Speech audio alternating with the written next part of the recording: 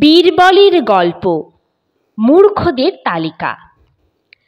ভুল, বোকামি, মূর্খামি মানুষ মাত্রেই করে এবং তার ফলও হাতে হাতেই পায়। অতি বড় বুদ্ধিমানও অনেক সময় মূর্খের মতো কাজ করে বসেন।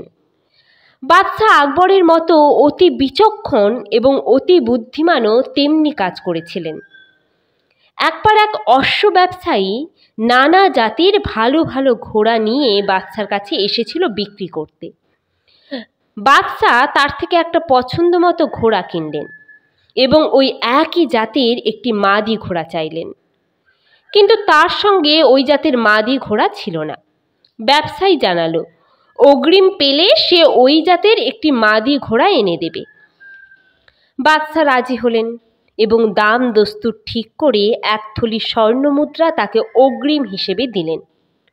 উদার হৃদয় এবং সততার মূর্ত প্রতীক বাদশাহ আকবর কখনো ভাবেননি যে ওই ব্যবসায়ী একজন ঠগ এবং সে বাদশার দেওয়া অগ্রিম মোহর মেরে দেবে। কিন্তু বাস্তবে তাই ঘটল।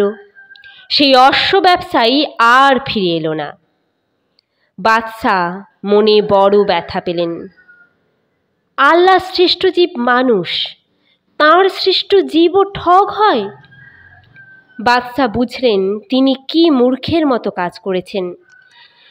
যে কেউ শুনলে আমাকে মূর্খ বলবে।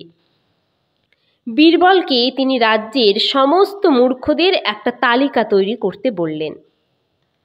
বীরবল আদেশ মতো একটি তালিকা তৈরি করে কয়েকদিনের মধ্যেই বাদশাকে দিলেন। এত তাড়াতাড়ি তালিকাটি পাওয়ায় তিনি খুব খুশি হলেন বীরবলের উপর। তালিকাটির ওপর নজর পড়তেই তাঁর চক্ষু স্থির।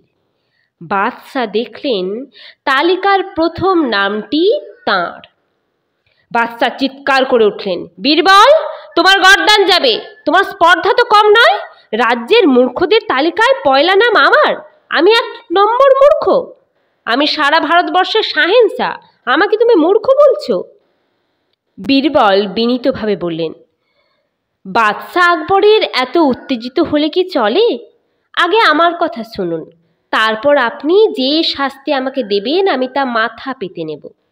বিচার না করে শাস্তি দেওয়া কি ঠিক জাহাপনা? এমন মূর্খ কি একজনও এই ভারতবর্ষে আছে যে একজন বিদেশি অপরিচিত লোককে 1 থলে মোহর অগ্রিম দেবে? আপনি কি তাই দেননি?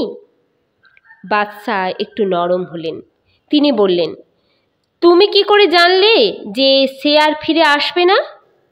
বীরবল মুচকি হেসে বললেন, যদি সে আবার ফিরে আসে তবে আপনার নাম কেটে সেখানে তার নামটা বসিয়ে দেব, আর আমাকে যে শাস্তি দেবেন তাই আমি মাথা পেতে নেব।